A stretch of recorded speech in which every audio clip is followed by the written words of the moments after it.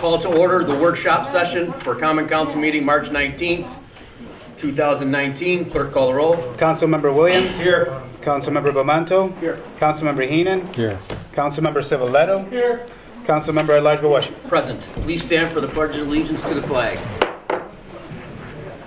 I pledge allegiance to the flag of the United States of America and to the republic for which it stands, one nation, under God, indivisible, with liberty and justice for all.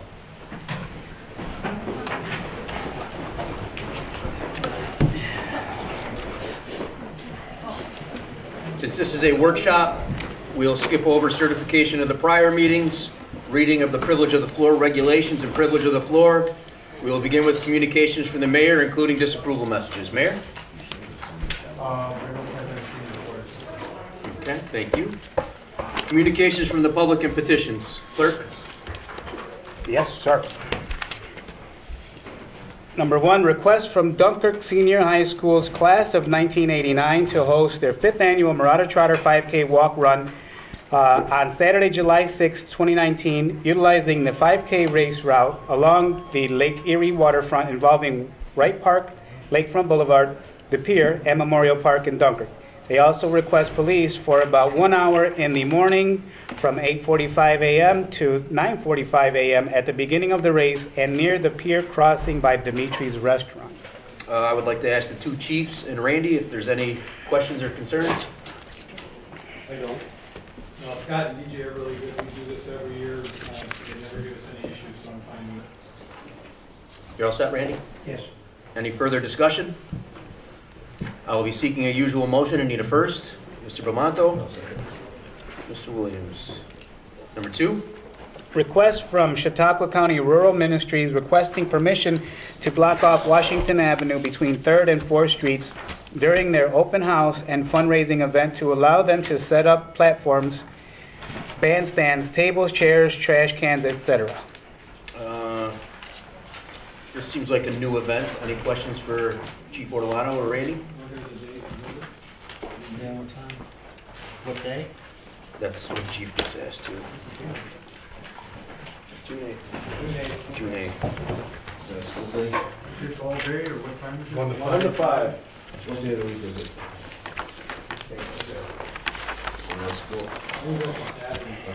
What about church at 5 o'clock? Is that no problem?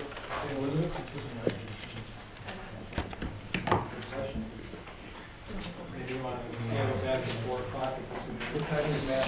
5. They said that the church actually offered them the parking lot for them to use the parking lot. If they got an issue with the church, they can move themselves and get out of school. There's no issue with it. Since the church is involved already. We can work it out with. Yeah, it says in their letter, they met with Father Dennis because there's no conference. So we Okay.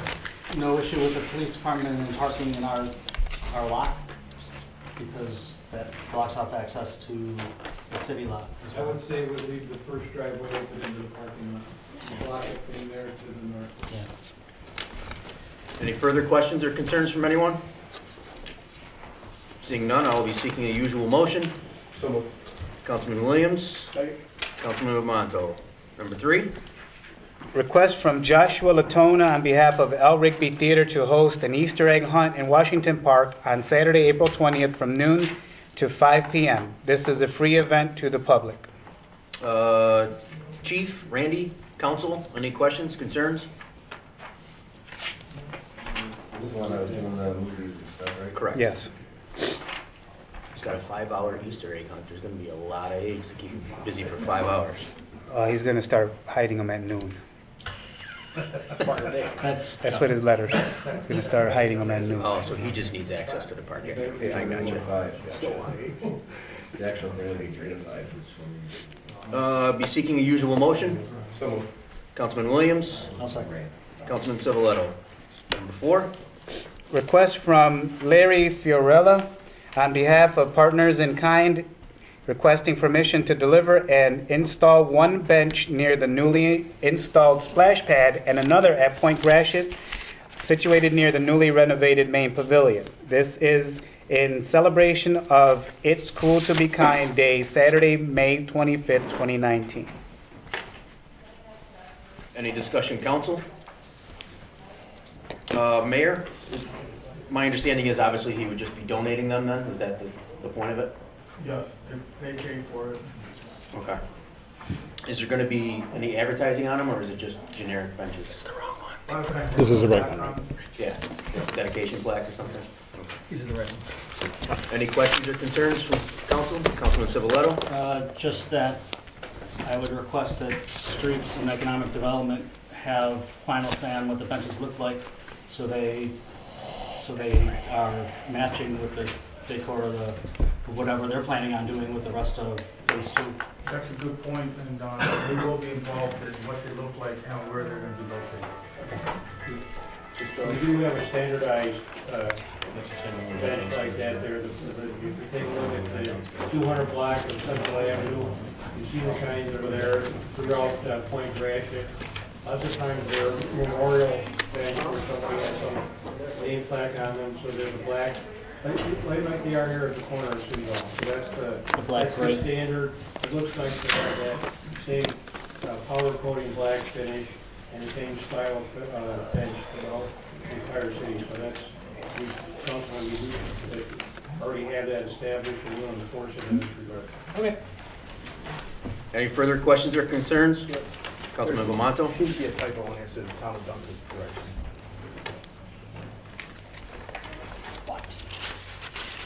Okay, I'll make note of that during the meeting. Anything else? I'll be seeking a usual motion. Councilman Bamanto with the first. Councilman Williams with the second. Number 5. Number 5, notice of claim from Nora Harris for flood damages that allegedly occurred on January 24, 2019, when pipes were changed by the city on Hoyt and Benton. I will seek a motion to refer this to the law department and DPW maybe. So moved. Councilman Williams with the first. I'll second that. Councilman Civiletto with the second. Number 6. Actually, looking at this, I see we have 3 loudspeaker applications. I'd like to group them together for the meeting so we can have one vote on all of them. But I'm going to have the clerk go through them individually right now in case there are any questions or concerns, and we do have to peel one out of the package. Clerk? Number 6, loudspeaker application from Scott Meekus on behalf of Dunkirk High School class of 1989 to have a DJ using speakers and using a microphone at the 5th Annual Marauder Trotter on Saturday, July 6, 2019 from 8:30 till noon. Any discussion or questions or concerns about that particular loudspeaker? Seeing none, moving to 7. Loudspeaker application from Jason Schrantz on behalf of Bart's Cove to have live bands inside and outside from May 1st to November 30th, 2019 from 1 p.m. till 1 a.m. Any discussion on that loudspeaker application? Number 8. Loudspeaker application from Jocelyn Trejo to use speakers at the large pavilion at Point Gratiot on June 1st, 2019 from 6:30 p.m. till 8:30 p.m. Any discussion on that loudspeaker application? Do you know if she has the pavilion reserved? Yes. She does, okay. Any further discussion?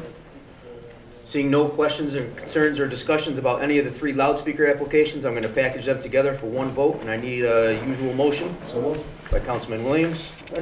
By Councilman Bamanto. Reports of standing committees, boards, and commissions. Councilman Williams. Nothing for sure.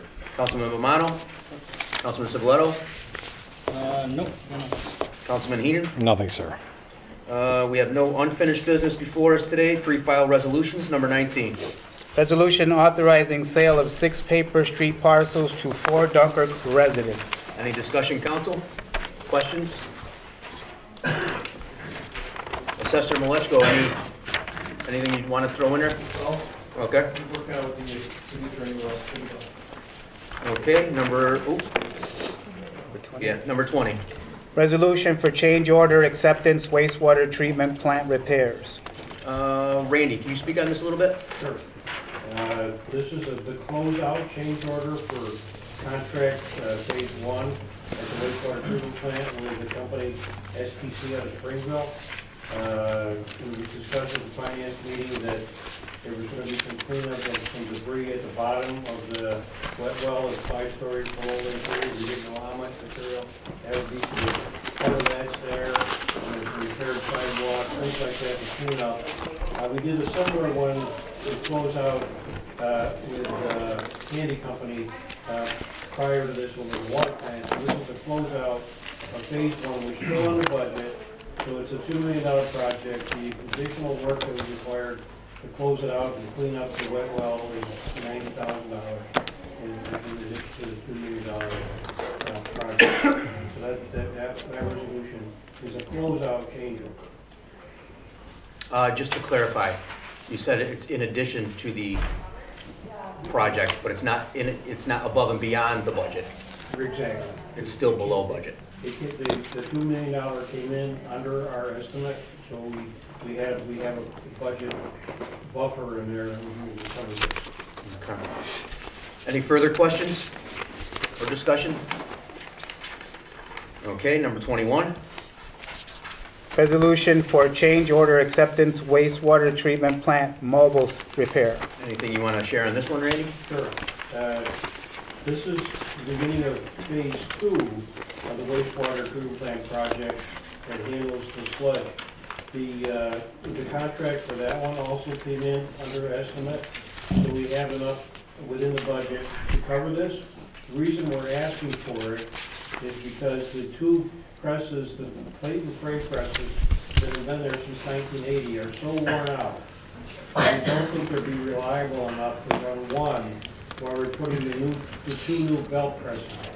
So this would be an external, so we can completely gut the press building and put the 2 new presses in without having to risk running an old press and having it break down and then not knowing what to do. We would essentially be at risk of shutting down a wastewater plant, something we cannot do. And this is something that the engineer and particularly the chief operators recommended that we have so we can do the project much quicker. I think the master electrician, Mike Tradition, could add a little bit to that. Yeah, basically both presses are side by side in the same room. We're going to take one out and try and work on that and patch the floor and everything else. And rely on just that one press to operate. Bringing this trailer in takes that out of the week. They can work on it a lot quicker. Demo both presses at the same time, patch both floors at the same time. Also, if the press fails and we have to haul sludge, I believe that costs $1 per gallon to haul away. And I think Be astronomical. you're talking about 15-ish thousand gallons a day to haul away. Any So it's a further? smart move. Sounds it. Any further discussion or questions? Thank you for the knowledge again, gentlemen. Number 22. Resolution for authorization for city to purchase Stearns Building. Any discussion? Seeing none. Number 23. Resolution for authorization for city to purchase 855 Main Street for dog park and dog shelter. Any discussion, questions, concerns? Number 24. Resolution for authorization for city to execute Fieldbrook Foods Collaborative Wastewater Agreement. Any discussion, questions, concerns? Just wanted to point out, I just passed around an amended version, and all it is add a clause at the bottom of the first page, at number 2. You'll see all we added was provided that Fieldbrook purchased the $12,000 per pound permit, comma, the rate of BOD loading, et cetera, et cetera. So that's the only difference between the 2. That whole paragraph? Just that first sentence, that first clause was added in the paragraph. The way it was worded, it didn't require them to pay for that permit, but the agreement was that they have to pay for the permit. So we just, what's a clarifying clause essentially we added? Okay. It's the one that says amended resolution at the top. That's the correct one.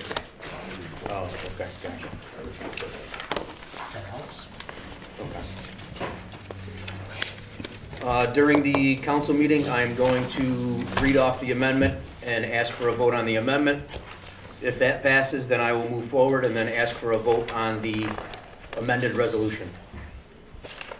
Any further discussion? Number 25.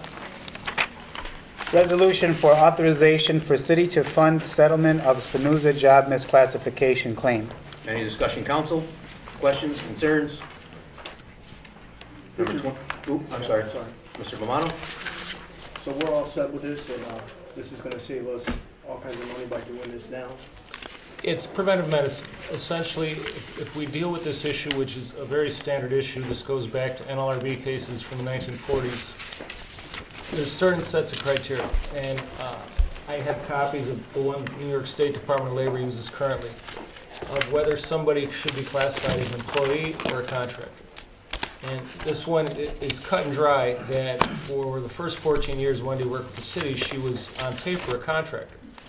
And each year, there was, or 6-month stints, she did an independent contract, and the city, through resolution, approved it. And of course, the contract has language that says she's a contractor, she's not an employee, but it doesn't matter. That's irrelevant. What matters is how she was managed, what tools was she given. There's all these other criteria, and I have that, and I can share with you guys, and I can share with the general public as well. She meets 90% of them. In other words, there's no doubt by law that she should have been classified as an employee. Thus, if we chose to fight that, you'd be looking at costs in the 1.5 million and up range in terms of a lawsuit. We're settling for about 10% of that. So I think it's a fiscal and a fiduciary win for the city. And it rights a wrong that wasn't intentional on anybody's part, but was an oversight. Since the last time... The previous administration. Since the last time we met, I'm sure you've got a hold of Nikon since then. Has anything changed in how they feel about this? No. Just for general public's purposes, New York Conference of Mayors is otherwise known as NICOM, is an advisory group of attorneys with different specialties in municipal law that the city pays about $5,000 a year to have access to. In addition to that, we also, through the special counsel clause in both the charter and the city code, we employ Colligan Law, who has a specialist with over 30 years of employer side labor law and employment experience. And he was consulted on this case as well and helped draft the language of the settlement agreement. His advice, in addition to advice that David sought informally from contacts at Bond, Shennick & King, one of the larger firms in New York State, upstate New York, that deals in these issues, everybody says settle it. It's a case that we can't win because it is what it is. It's not a function of who the person is or what we think about the situation. For all intents and purposes, she was an employee for 14 years under the two previous administrations. We just added the mayor did want to fight this, from the start. He said that we have to look at every avenue and make sure that, this is the way to go. And so Richard's right. We contacted a lot of attorneys, and my experience is as such too that it was a gray area as far as being a contractor, but it's no longer gray anymore. The federal and state guidelines are very clear, and Richard said the city was wrong. Councilman Civiletto? Just wanted to add that I've actually seen the checklist of things that require someone to be an employee versus an independent contractor, and it is cut and dry. You can check off almost all of them. We made her do all of the things that would be required by an employee and not by an independent contractor. I sat in with a conference call with attorney Joe Saley. He's from Colligan Law. And he totally agreed with that and said it was, like Richard said, cut and dry, and we would be, if we did not do this, we would be putting the city at risk of losing hundreds of thousands of dollars. So this is a great negotiation, in my opinion, and the opinion of seasoned lawyers. Any further discussion, questions, or concerns? Councilman Heehan? Yeah, Richard, over that 14 years, have the laws changed during that time? No. Okay, so this law goes back to the 1940s. So the issue is the two previous administrations, their attorneys and her immediate supervisors proceeded in the wrong, whether intentional or not. She was an employee for all intents and purposes, but on paper she was a contractor. That's classic misclassification per the state and federal law. What about all the holdings she had to make about stuff, FICA, unemployment, all that stuff? That's why we're settling for the price we're settling, because That's her if, responsibility. She got a check every week. no, that's not the issue. She did, the issue is that should have been taken out of a paycheck versus her being a 1099 contractor. That gets paid regardless, so we're not paying her back taxes, that's not the issue. What we're doing is settling a case that could have been a multi-million-dollar case because the city was in the wrong for 14 years. Could have been this big, it's this big. In your opinion. In a lot of people's In opinions. actuality, not in my opinion. In his opinion, as far as NICA, you give him a question, they give you an opinion in regards to your question. I can quote you, All the sides of it. Tom, You know, there's a Supreme Court case, NLRB versus United Insurance Co.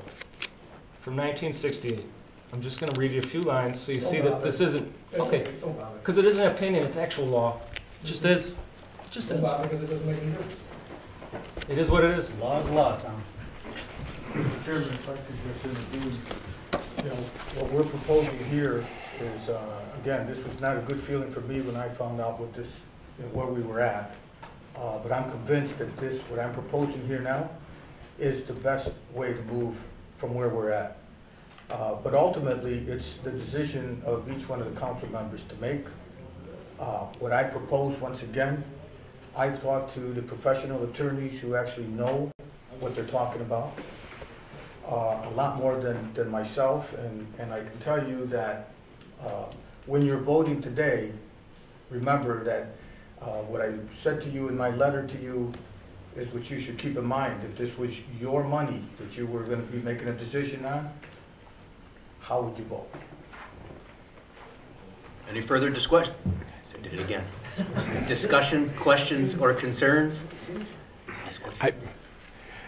Councilman Heenan? I can't say it has to do, well, this has to do directly. Why now? Why 14 years later? Why wasn't it 10 years ago or something that would have?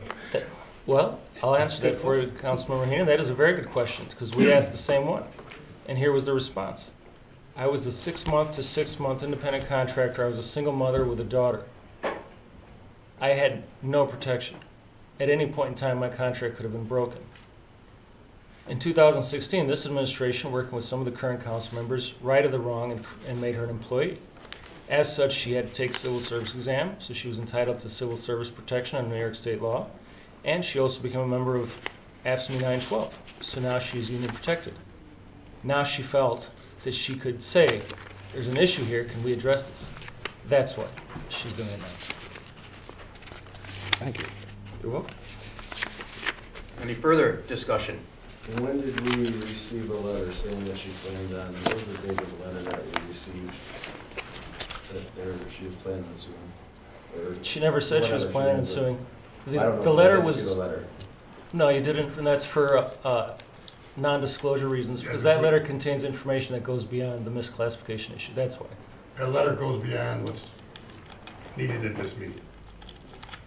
That's something that we can show you if you'd like to go into executive session. I have the letter and I have the non-disclosure agreement now. I don't think the date of it, It was August of last year, okay.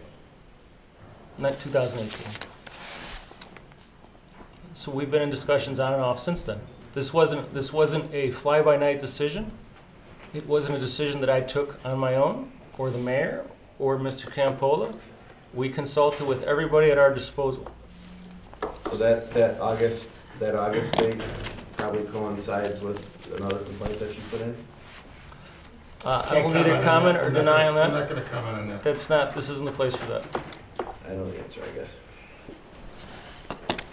Any further discussion, questions, or concerns? Seeing none, we'll move on to number 26. Excuse me. Resolution for intro to local law, adding journeyman electrician licensing and apprenticeship to code. Mr. Prohibition, would you like to speak to this? Actually, I will. Oh, okay.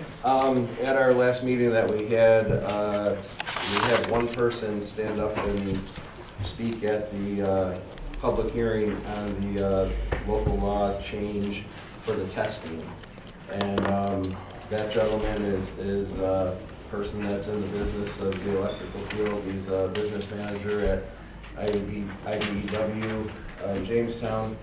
And he had suggested, he also sits on the Jamestown Electric Board, and he had suggested while we're going through this, there's other ways that one, if we put fees and stuff to the things, and then we should have a test for the class 2, not just the class 1 electricians, but the class 2, so that we can actually have not just the contractor being certified that they're able to do the electrical jobs within the city, but then the people underneath that are working for the contractor doing it would also be able to prove that they're knowledgeable of all the city code and everything. So I'm just following the advice of somebody that was just trying to help us to get the code in line, like we did the last one. It aligns the testing up from Buffalo to Erie, and this is pretty much aligning the same thing up there.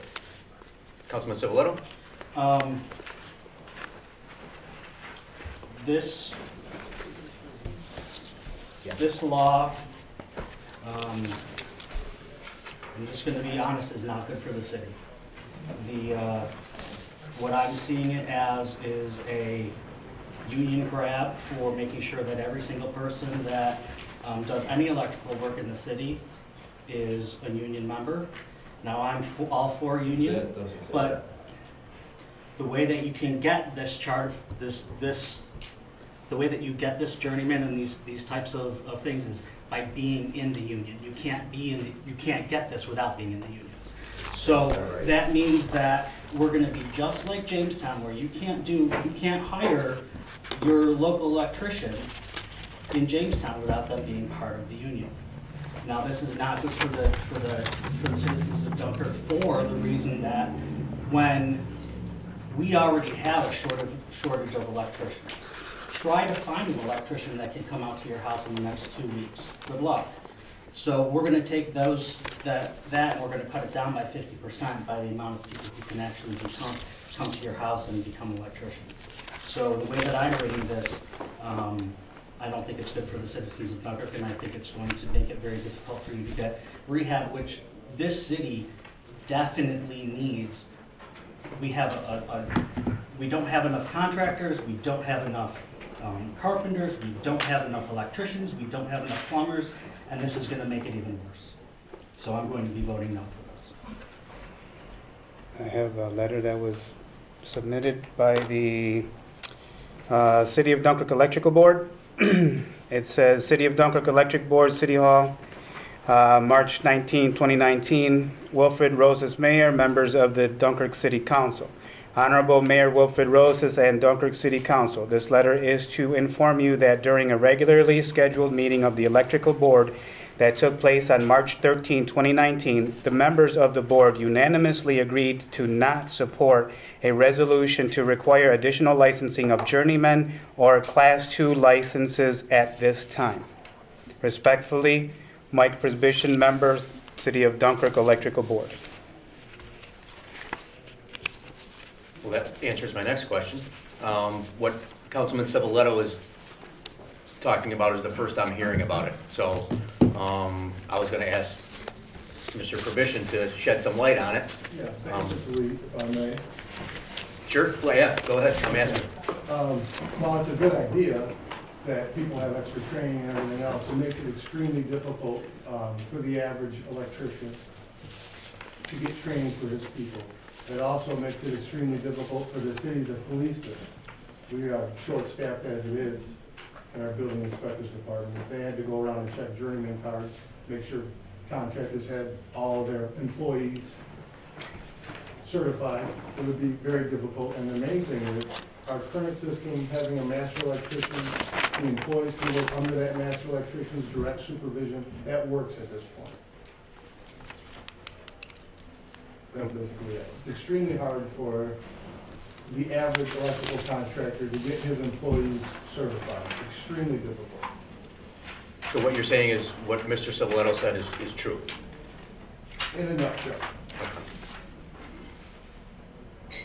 Any? It's not impossible, but it's extremely difficult. Okay. Any further questions, concerns, discussion? Seeing none, we'll move on to number 27. We would have to table this for, Oh, public hearing, I'm sorry. We'll need to table it for a public hearing. Set the public hearing for 5:20 PM at our next common council meeting, which is April, anybody have that date handy? First Tuesday in April? April 2nd? It is. Thank you.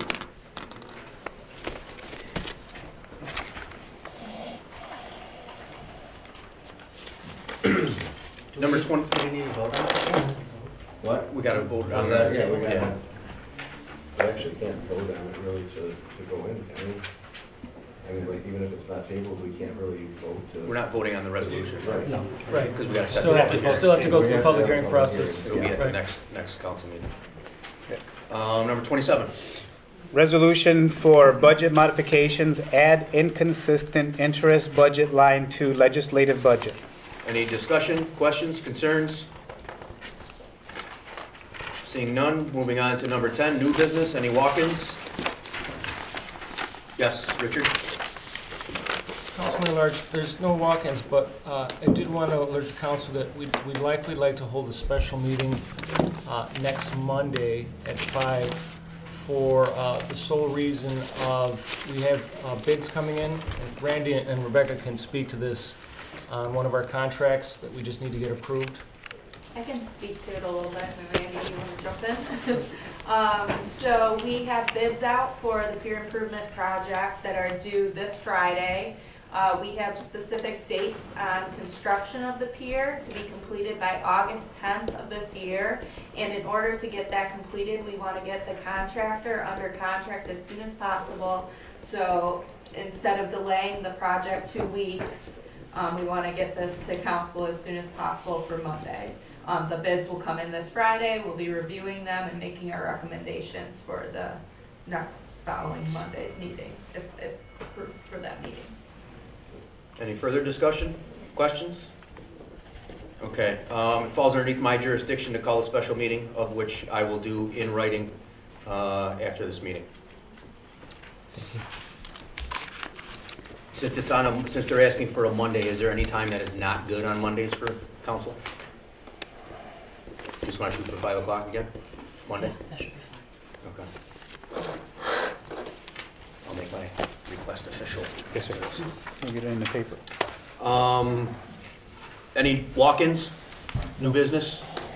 None? Motion to adjourn workshop? Councilman Civiletto? Councilman Bomano, clerk call the roll to adjourn workshop. Councilmember Williams? Aye. Councilmember Bamanto? Aye. Councilmember Heenan? Councilmember at-large Washington? Aye. Workshop adjourned.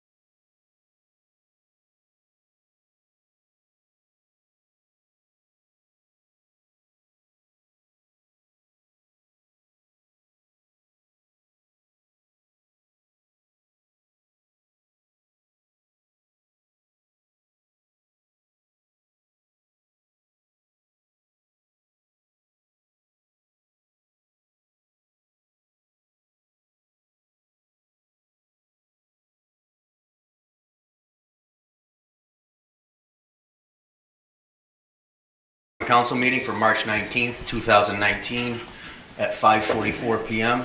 Clerk, call the roll. Councilmember Williams. Here. Councilmember Bamanto. Here. Councilmember Heenan. Here. Councilmember Civiletto. Here. Councilmember at Large Voisin. Present. Please stand for the Pledge of Allegiance to the flag. I pledge allegiance To the flag of the United States of America and to the republic for which it stands, one nation, under God, indivisible, with liberty and justice for all.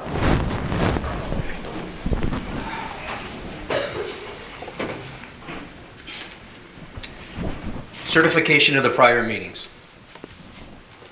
This is to certify that an official copy of the minutes of the Common Council meeting of Tuesday, March 5th, 2019 was presented to the mayor on Thursday, March 14th, 2019. Pursuant to Section 3.03 of the Dunkirk City Charter, all items presented to the mayor are now in full force and effect. In witness whereof I have hereto set my hand in the seal of the city of Dunkirk, New York, this 19th day of March, 2019. I need a motion dispensing with the reading of the minutes. So moved. Councilman Williams, I need a second. Second. Councilman Bamanto, clerk, call the roll. Councilmember Williams. Aye. Councilmember Bamanto. Aye. Councilmember Heenan. Aye. Councilmember Civiletto. Aye. Councilmember at Large Voisin. Aye. Just for the record, Chief Edwards is excused from this evening's meeting. Reading of the privilege of the floor regulations. The privilege of the floor shall be extended to any person appearing for themselves, in which case the individual shall be limited to 3 minutes, and to any person representing a group who shall be limited to 5 minutes. When recognized, please stand and state your name and address. The city clerk shall have the duty of maintaining such time limits, and the councilman at large may determine in his discretion whether individuals are speaking for themselves or representing groups. Councilman at Large Voisin shall maintain good order and may require any speaker to cease speaking if remarks are made in bad taste or are slanderous or non-germane to any action taken or contemplated by council. The time limit specified shall be strictly adhered to, except that a speaker may be allowed to complete a statement or thought started before such time has expired. Privilege of the floor is now open. If anybody wishes to speak, please step forward to the podium and state your name and address.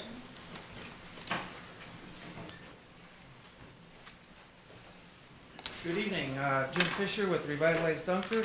I would just like to make an announcement that our monthly meeting is this Thursday, March 21st at 6:30 p.m. at the Fredonia Technology Incubator. Our speaker will be the city historian, Diane Andrasik, and she'll be speaking on the historical significance of the role of volunteers and groups have had in contributing to the life of the city. Also would like to mention that our hanging baskets, it's springtime, our hanging baskets are planted and they're going to be put up around Memorial Day. This is through Yarico's. And donations are now being accepted, so if you guys want to make a pretty basket, donate. And then we also have 15 new baskets this year from Central Avenue, on Central Avenue from Lakeshore Drive to 3rd Street this year, so it's an expanding program. And also, we have the dates for our BYOCs, or our Bring Your Own Chair Sunset Watches at the beaches. June 23rd, Wright Park Beach.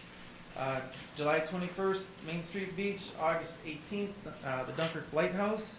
And September 22nd, Point Gratiot. And that's about it, and thank you. Thank you, Jim. Great job. Anybody else wishing to speak, please step forward to the podium and state your name and address. Hi, Ned Devine, 618 Main Street, Dunkirk.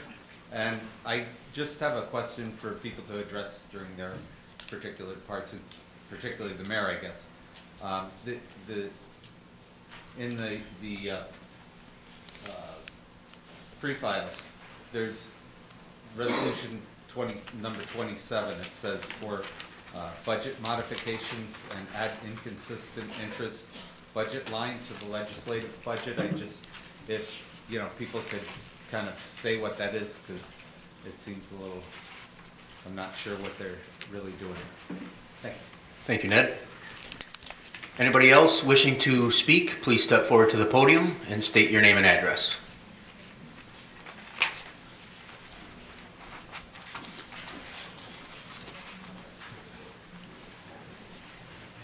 Good evening. Paul Vandenhuber, 818 Central Avenue. was looking at a resolution, be number 25, the resolution to fund the settlement for Spinoza job classification. I see that she's suing the city. I was wondering if someone can elaborate a little bit more on that. She's not. She's not? So is there a settlement that has been reached? There's a settlement been reached pre-suit, so we can avoid a lawsuit.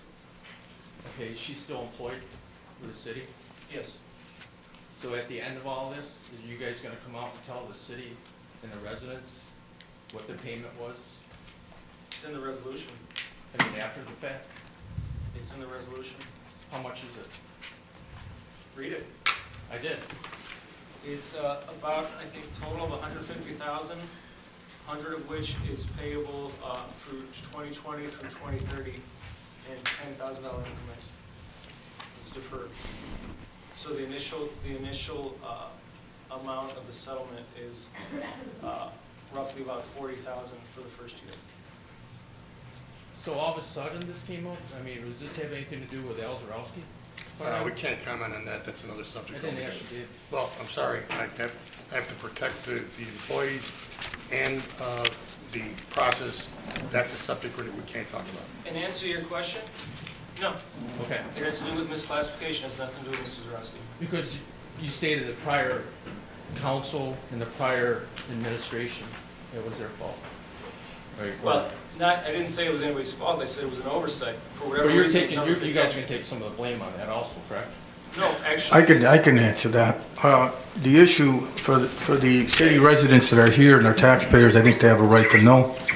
So since you brought it up and the chairman's been so nice to let us discuss it here, the issue here is that the city, since 2002, has had a person that they had employed, but we're not treating as an employee, which is a violation of not only New York State labor law, but the federal labor law.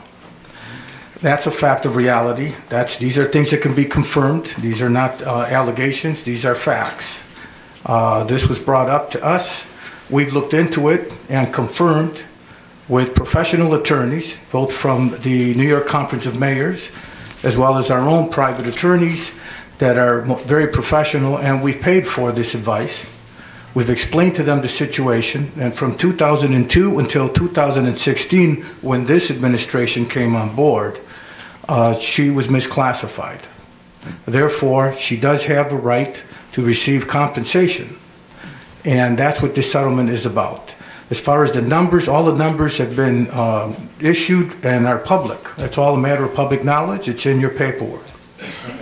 Believe me, I'm not happy about the way that this thing turned out. My initial reaction was to fight, and I realized it would cost city taxpayers a heck of a lot more money.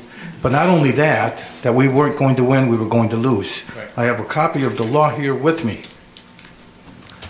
Well, thank you, Mayor. It just seems like it's unfortunate that it seems like another debacle with administration with Wendy Spinoza, that the city taxpayers has to come up and foot the bill again. But I tend to agree with you. Again, I was not here when all this stuff happened. What I'm trying to say to you is when we came on, that was one of the positions that I identified as perhaps not being needed anymore. And when I went to the department head at the time, I was told that we definitely needed that position, which is when she was made a full-fledged employee.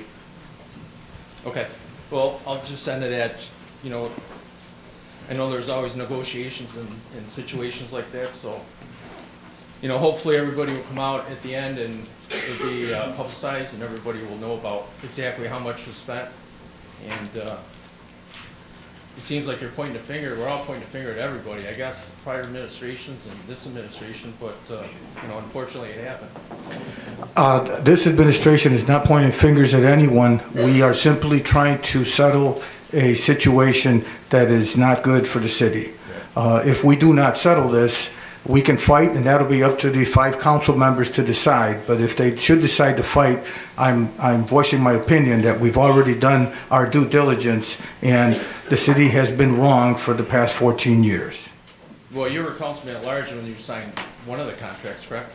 This was an issue when I was a councilman at large, and I brought it up when I was councilman at large. And again, that's a matter of public record. You can look up the minutes. This was an issue back then. So So it was just a carryover when you became mayor? When I became mayor, again, we addressed the situation by looking at that position. In my opinion, I didn't feel it was needed, but I was told that it was needed by those that were in charge of that department. And at that point, we made her a full-fledged employee with the benefits. And that's when we were no longer in violation of the labor law. Mr. Vandenbroek, if we can wrap this up, please. Yeah, that's, thanks for explaining that, and, there's gonna be more questions to follow after tonight. Thank you. If anybody else wishes to speak, please step forward to the microphone, state your name and address.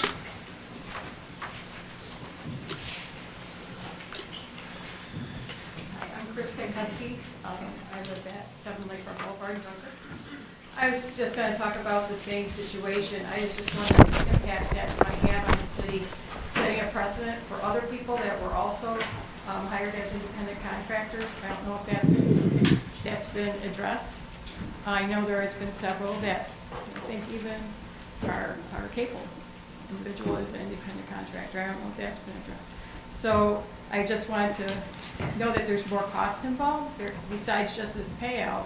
I didn't know if there's going to be fines because it was reported improperly from the federal government, the state government, retirement even could come back as a fine for that type of thing. So I don't know that this is the end of that, and it may open up a can of worms. So I just wanted to ask if you realize this. Hi. Let me respond to that. As I was just having this conversation with some of the department heads earlier, there's two separate issues going on here. Actually, there's three. So let me address some of Mr. Vandenberg's concerns too. Number one, whether we want to admit it or not, it's an election year. Mr. Vandenberg's running for office. So that has to be factored into the questioning and the motivations for the questions. I'm not. So I don't think it's any motivation. Number two, I'm concerned. I'm a city taxpayer. That's a lot of money to be spent. Oh yeah, it is. I mean, we could spend that buying the city or hiring another police officer. I mean, it's a large sum of money. It may not seem like it, but it is. Chris, you are exactly right, and that's why we initially wanted to fight. But here's the thing. And I realized that the city was in the wrong place. And here's the thing: the lawsuit that would have been filed on this kind of case would have been 10 times. We don't know that. It would have been 10 times the amount in terms of the lawsuit. What they would have won, or what they would have settled on. Did we go to Department of Labor and ask them how this could have been settled? Did we approach Department of Labor? Chris, we didn't have to because we spoke to labor lawyers who'd been practicing for 30 years. They helped us out on that. But perhaps you could have gone to the state and they could have handled it without lawyers. You Perhaps. don't have to have a lawyer. If anyone, I didn't have the funds to go to hire a lawyer, I could have went to Department of Labor and they would have handled this for me. You wouldn't have to go through lawyers. That's true. Chris, let me just say that we tried to handle it in many different ways, including Department of Labor, and we tried to Contacted Department of Labor? Yes, we did. We did contact Department of Labor. We contacted also the New York State Comptroller's Office to see if we could put back in to her retirement funds the funds that she should have had in there. Unfortunately, that's not how it works. So we couldn't do it that way either. But they would not have recognized her as an employee. That's why they're not allowing it back. And they won't go back to do that either. But now is that for the other side now? So is she really an employee? That's not. The retirement system doesn't recognize her. That's not a decision that we can make. We're trying to say we're willing to pay what's owed to her, okay? And they won't allow us to do that. I know there's other positions that some people, and your mayor, wanted to have as an independent contractor, which I believe the payroll department decided no, they should be employees. But we won't go there. But that's a good thing, that they did get hired as employees. Chris, if we could wrap this up. If you have any questions, just ask the questions and I'll have them answer. It may be opening a can of worms. There may be other people coming back to saying, hey, I want a piece of this pie. So just be aware of that. And there may be fines coming down from the state and federal government. The other thing was with the,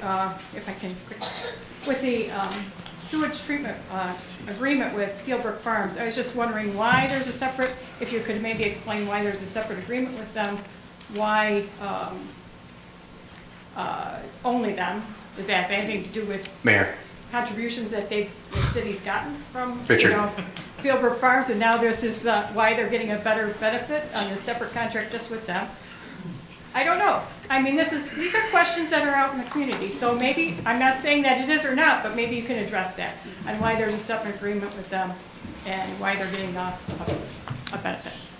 Mr. Chairman, I would like to respond only because we want to let the people know the truth here. So If I can garner control of this before it continues, technically, this is not a question and answer period. No, Technically, this is not a question and answer period. This is a moment for the public to come up and ask questions where the department heads have an opportunity to answer them later in the meeting if they so choose. I ask the council, the department heads, and the mayor's administration that if you do not wish to have this as a question and answer period, do not answer the question. Okay? Thank you. Thank you, Chris. Anybody else wishing to speak, please step forward to the podium and state your name and address.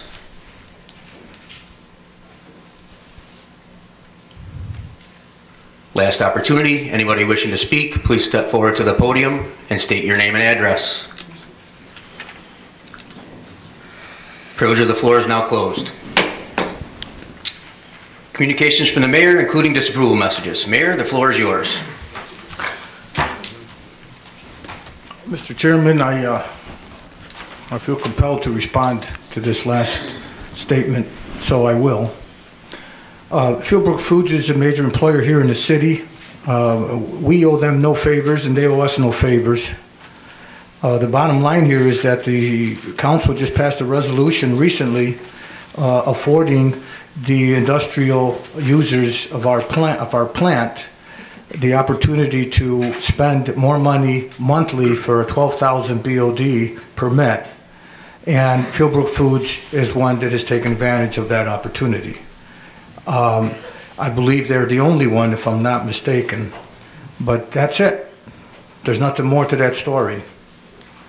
I do want to mention to council members that we have a lot of good and positive things happening here in our city, and I'd like to remind you of that. We have city residents here who are here, and I have the privilege here of honoring our New York State champions, the Lady Marauders bowling team. They're here this evening, and we have some plaques that we're going to be presenting to them. And I want to tell you, I was in Albany here just a week ago when they won their championship, and it's an honor to know that, because New York State championship teams don't just happen. So it's their dedication and a good job by the coach, Donna Kubera. I'd like to call each of the players and the coach up so they could receive their plaques.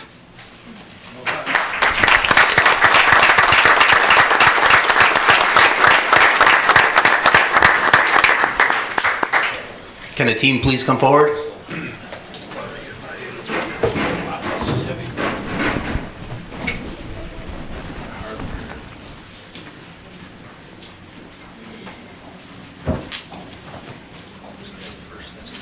Come on there, come on there.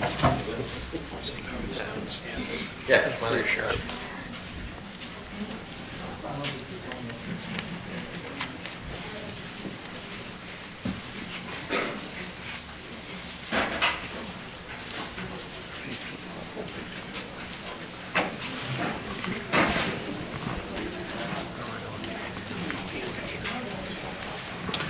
So the plaque reads, Mayor Wilfred Rosas and the City of Dunkirk recognize the effort it takes to win a New York State championship. Congratulations to the Dunkirk High School Lady Marauders on winning the New York State 2019 championship. Presented March 19th, 2019.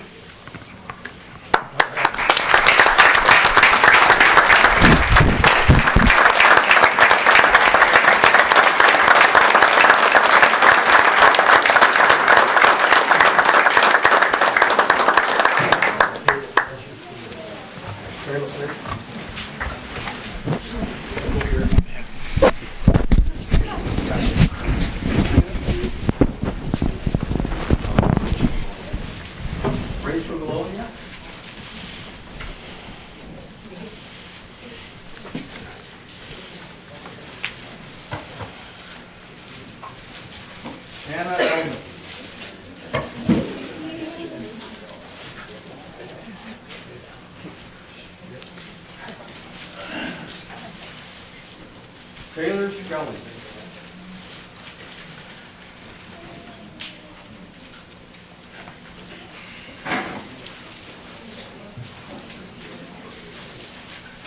Olivia Corbett.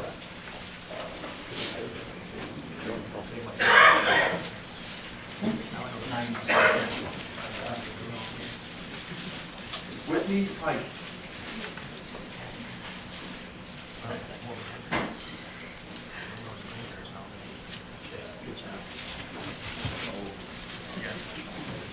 Summer Clark.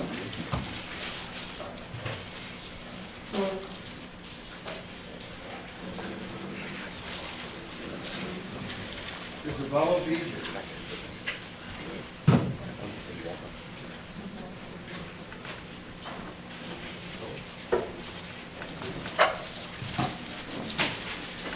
And Coach Donna Kubera.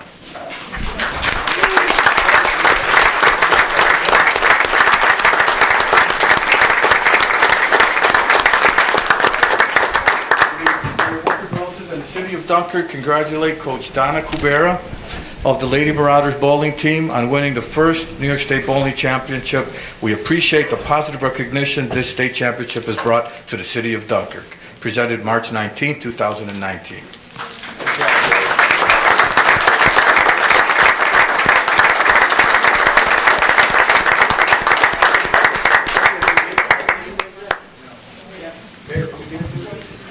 Yeah, get the council in there.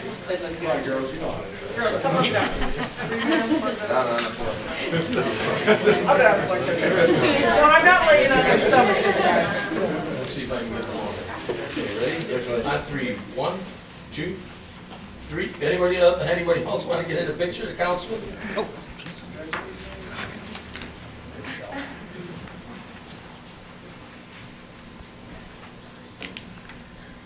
Okay. Got him. Good job, ladies. Nice job.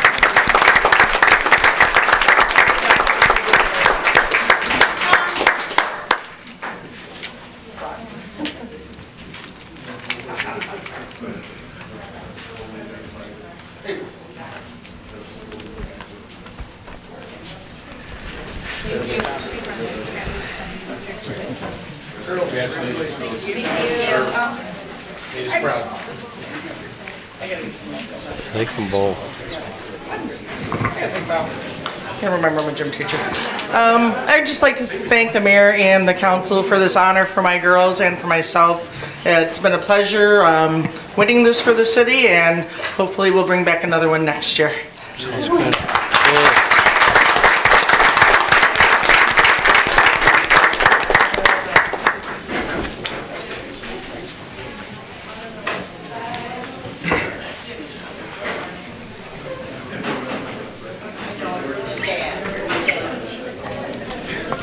Mr. Chairman, that's it for me. Thank you, Mayor. Communications from the public and petitions. Clerk?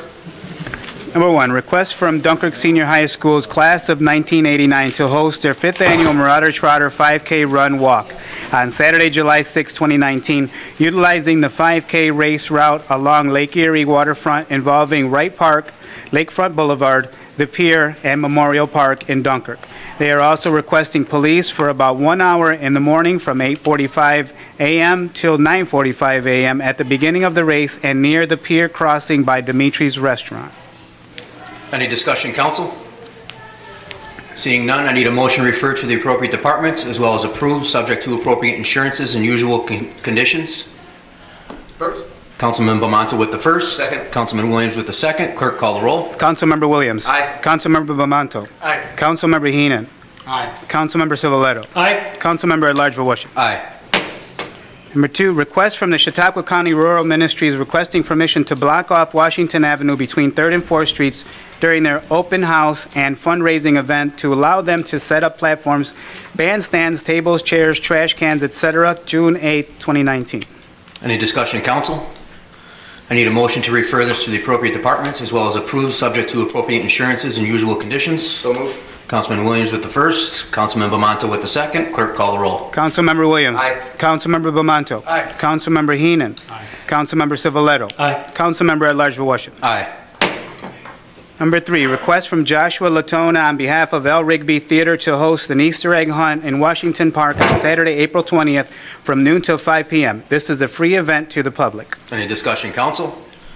I need a motion to refer this to the appropriate departments as well as approve, subject to appropriate insurances and usual conditions. So move. Councilman Williams with the first. Second. Councilman Civiletto with the second. Clerk, call the roll. Councilmember Williams. Aye. Councilmember Bamanto. Aye. Councilmember Heenan. Aye. Councilmember Civiletto. Aye. Councilmember at-large Voloshin. Aye. Number 4, request from Larry Fiorella on behalf of Partners in Kind is requesting permission to deliver and install one bench near the newly installed splash pad and another one at Point Gratiot, situated near the newly renovated main pavilion. This is in celebration of It's Cool to Be Kind Day on Saturday, May 25th, 2019. Any discussion, council? I need a motion to refer this to the appropriate departments as well as approve, subject to appropriate insurances and usual conditions. First. Second. Councilman Bamanto with the first. Councilman Williams with the second. Clerk, call the roll. Councilmember Williams. Aye. Councilmember Bamanto. Aye. Councilmember Heenan. Aye. Councilmember Civiletto. Aye. Councilmember at-large Voloshin. Aye.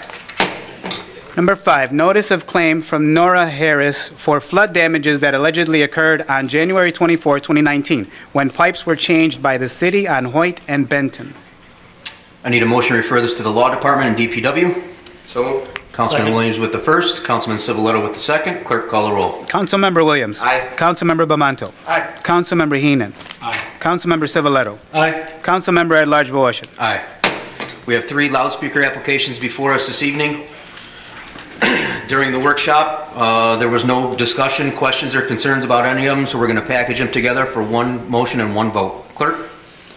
Loudspeaker application from Scott Meekus on behalf of Dunkirk High School class of 1989 to have a DJ using speakers and a microphone at the 5th Annual Marauder Trotter on Saturday, July 6, 2019 from 8:30 till noon.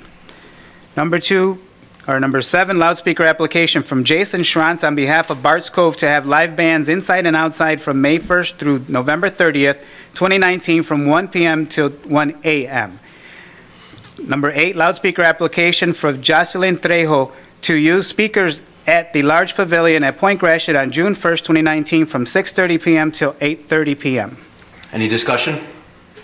I need a motion to refer these to the appropriate departments as well as approve, subject to appropriate insurances and usual conditions. So move. Councilman Williams with the first. Councilman Bamanto with the second. Clerk, call the roll. Councilmember Williams. Aye. Councilmember Bamanto. Aye. Councilmember Heenan. Aye. Councilmember Civiletto. Aye. Councilmember at-large Voloshin. Aye.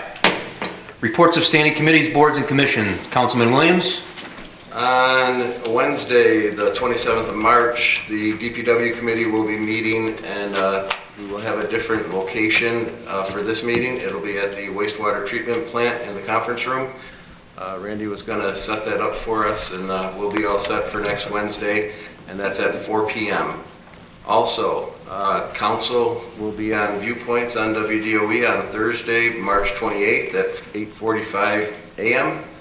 And any of the council members that want to join me there, try to get there around 8:30ish so that we have time to do the sound check and everything. And for today, that's all oh wait, no, that's not all I have. We had a couple 50-degree and above days, Randy. I know you're working on getting over there. I see the city electricians here, so we can kind of figure out what's going on with that light today. Good, Councilman. Let me take this opportunity to introduce our excellent master electrician, Mike Probishin. I think that the Probishin family knows more about electricity in the city of Dunkirk than a couple Thomas Alva Edisons combined. So I'm happy to have him working for DPW. He saved us tens of thousands of dollars at both the water and wastewater plant already.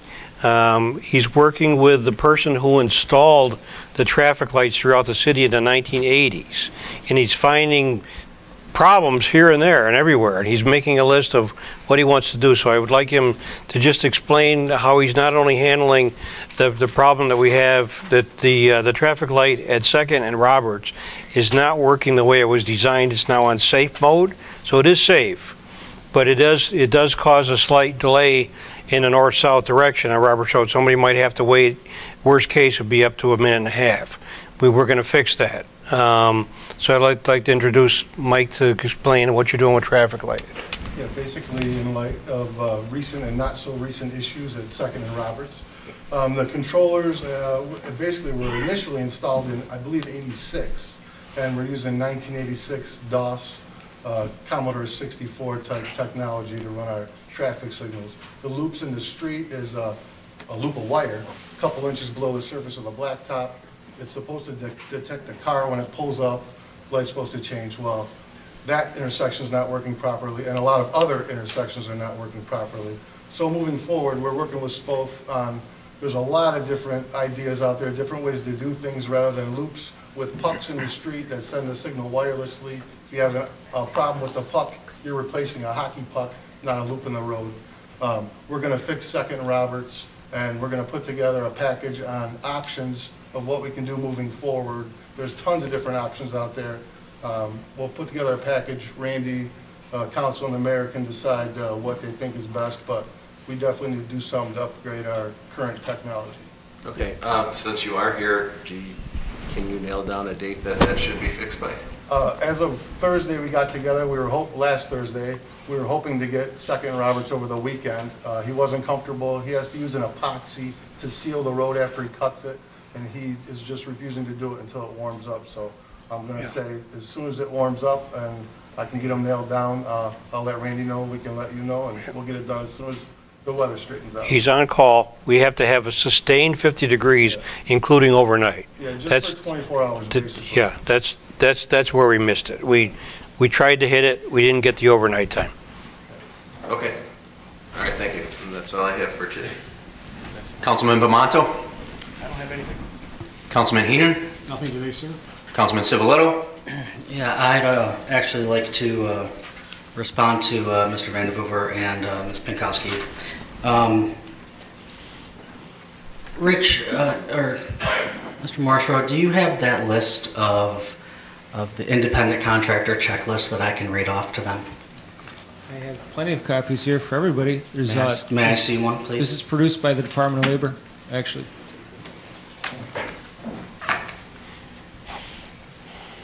If anybody from the public would like one, I have extra copies here. So this is the definition of independent contractor. And when we're talking about independent contractors, and you want to say, if you're referencing opening up a can of worms, when you're an independent contractor, there's a specific checklist that you cannot make an independent contractor do. So it's really a cut and dry, yes or no, check or no check. So these are the things that we did to Wendy when she was considered an independent contractor, but these are the things that will make someone go from independent contractor to employee, and is required by state law that you have to make them an employee. They can no longer be an independent contractor. 1, requires full-time work. Yes, we required her to have full-time work.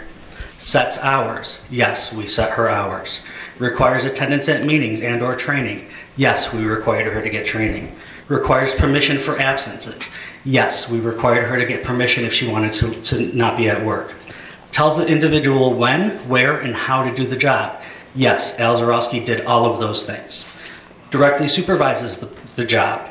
She was directly supervised by Al Zarowski. Provides facilities, equipment, tools, or supplies. We provided all of those things. She did not supply any of them. Set the rate of pay. We set the rate of pay. Provides compensation in the form of salary.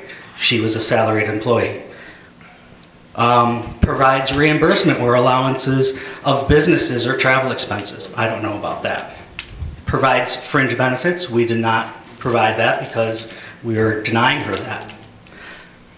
Sets time, money, or territorial limits. We set those for her.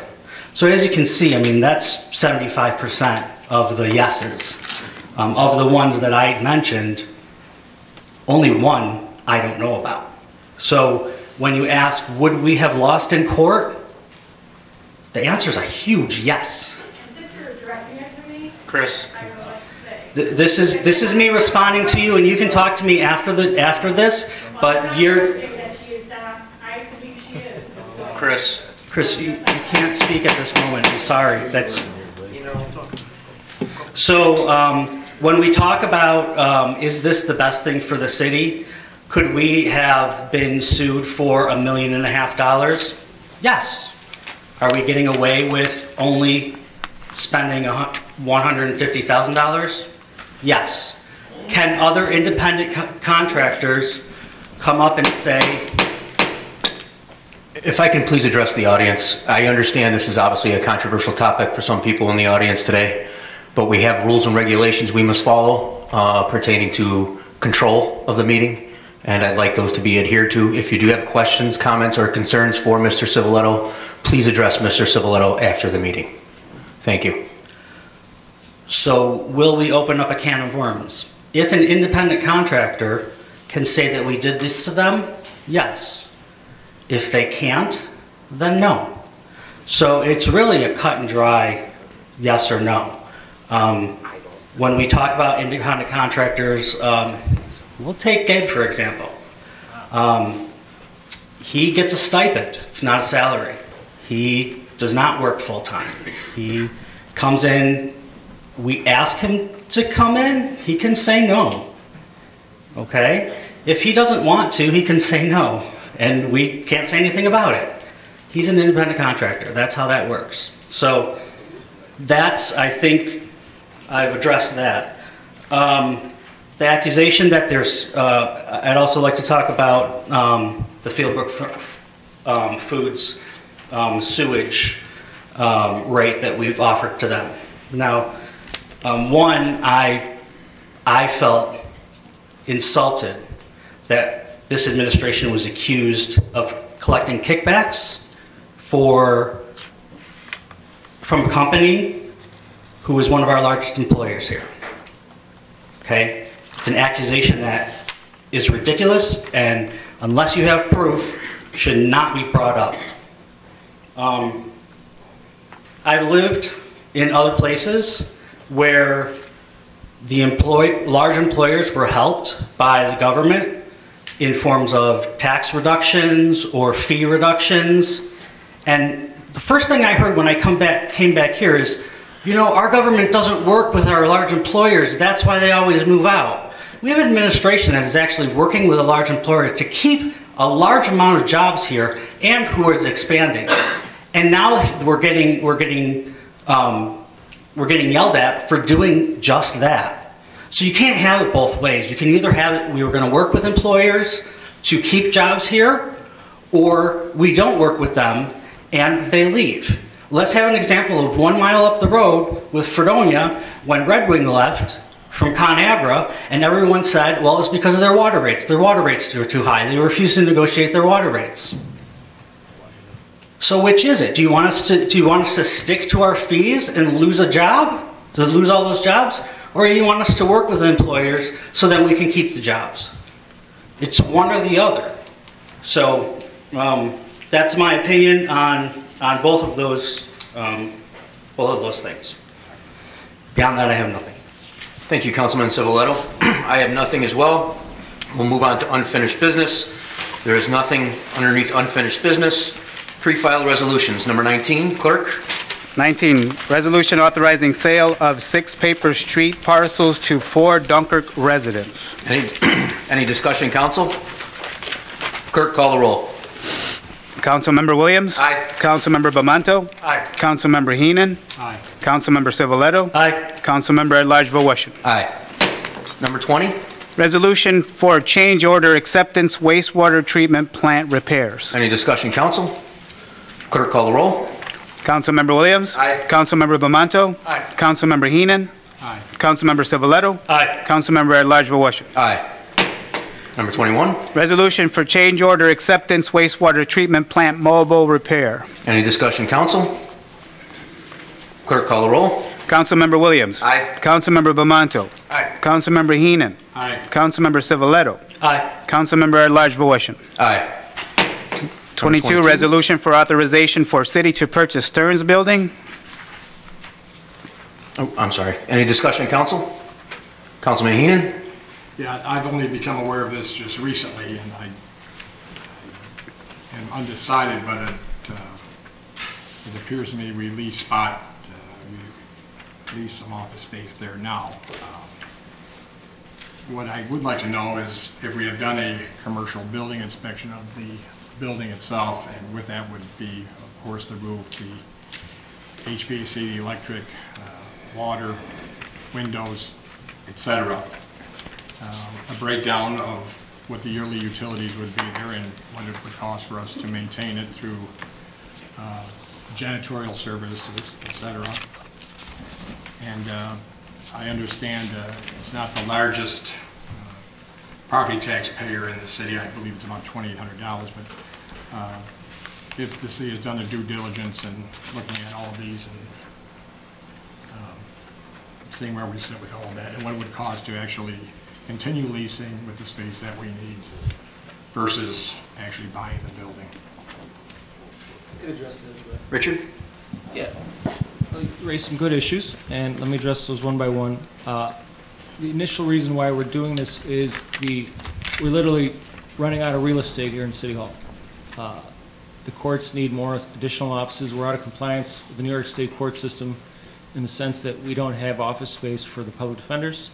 We don't have designated office space for the district attorneys and their assistant district attorneys. And the courts program with drug court and what have you are growing, and they have space needs as well. The other issue is, and I think this is well known, is that the police department has outgrown its space and has for some time. And through numerous discussions with some of the other neighboring municipalities, we've tried to have some shared services situations, and for whatever reason, those fell through. The alternative to not building out the Stearns and moving some of the offices there and allowing the police and the courts to build out more space is to essentially bond out and build new. And if we do that, you're talking multi-million-dollar projects. With the Stearns building, we're getting it for $170, and Mr. Heenan, you're right, there are issues with the building. The building's not in 100% perfect condition. It needs a roof, it needs a lot of paint, it needs some drywall, it needs some ceiling tiles. All these things are addressable, but the cost of that rehab is far less than doing a bond issue for millions of dollars to do a new police station and or a new court building. It would have been ideal to have some shared services with the town of Dunkirk and with Fredonia on those issues and have shared police buildings or have shared courts. And again, I'm relatively new to the area, but from my reading, it's been an issue on and off, discussed for some time. For whatever reason, it hasn't happened. I'm not here to point fingers. I'm not here to assign blame. We're here to deal with the issue at hand, and the issue at hand is we need space. Currently, we pay about $1,100 a month in rent for the second floor for the Economic Development Department. And currently, the rent roll there is pretty minimal outside. We're the biggest rent payer in the building. So automatically, once we purchase the building, we no longer are paying that rent. And we also have some rent from the dentist's office. There's a surveyor, small office upstairs, and from the credit union is the outside office opening to the courtyard there. So in terms of economics, I think this is a win for the city. I've been doing real estate for a long time, and before, as an attorney, I did it as a realtor. And before that, I ran a small housing agency doing acquisition, rehab, resale of buildings such as that. It's a gem of a building. It needs work. It's old. But in the end, it's going to be a good thing for the city of Dunkirk and its taxpayers. Thank you. But what I'm looking for is a cost analysis of it and what the return of investment is. It's very, it's not out of the norm that municipalities lease spaces from our North County office building to state police barracks to other state agencies. So my question is really the buy versus the lease, to have a breakdown of all of this and exactly what the cost is that we need to put in there. Richard, as you know, possibly that sometimes a building could be given to you for free, but then it comes in being a bottomless pit. People refer to a new home like that sometimes. Correct.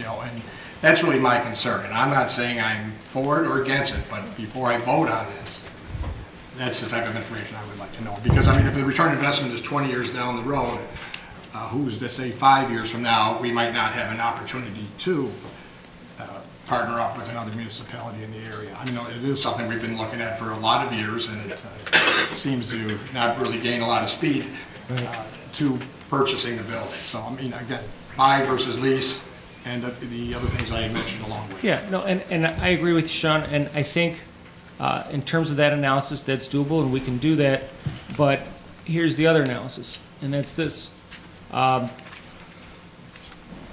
Buildings like that, commercial buildings, their valuation is based on income, net income, and the rent roll.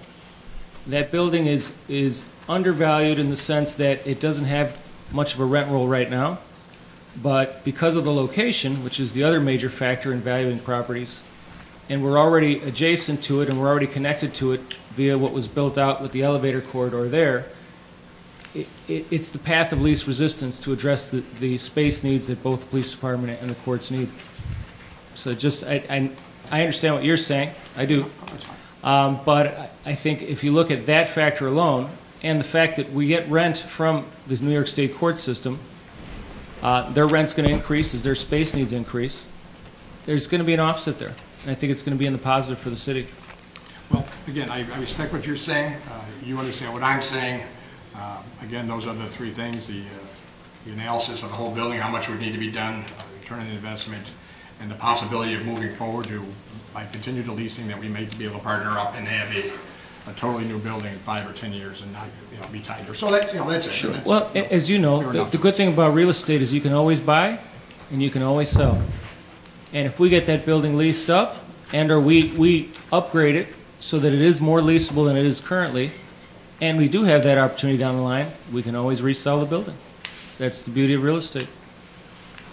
I believe the mayor had his hand up first. Mr. Chairman and council members, as all of you are aware, the city has been put on notice by New York State for being out of compliance with New York State regulations in both our courts as well as our police department. It's been an ongoing issue since I've taken office. The alternative to not increasing the footprint of City Hall would be that we burden taxpayers with bonding and then either purchasing a new building or building a new building. This, in my opinion, is a sweet deal for the city taxpayers. What is sweet about it, as I've told you before, is I was able to use my contacts in Albany to obtain some funding for not only the purchase of this building, but also to remodel it and make it ours. So, in that sense, the purchase of this building will cost city taxpayers $0. Councilman Cipollotto? I'm sorry, I forgot about you. Mr. Williams. I put it down for a while, I thought it was interesting. I was going to say a little bit of what the mayor said and just say that we have been aware of this for quite some time, that we needed to do something about the courts. I also just learned that we were actually moving forward with this as of Friday, so I was just going to ask if there is a need is there a rush that we need to do this right now today? Or could we get some more information? I believe Councilman Wallison has a finance committee meeting coming Thursday. And then maybe we could, if we would put this on the table and then bring it off later as we get a little bit more information, like you just said now that it's going to be covered later, if we could just go through all that.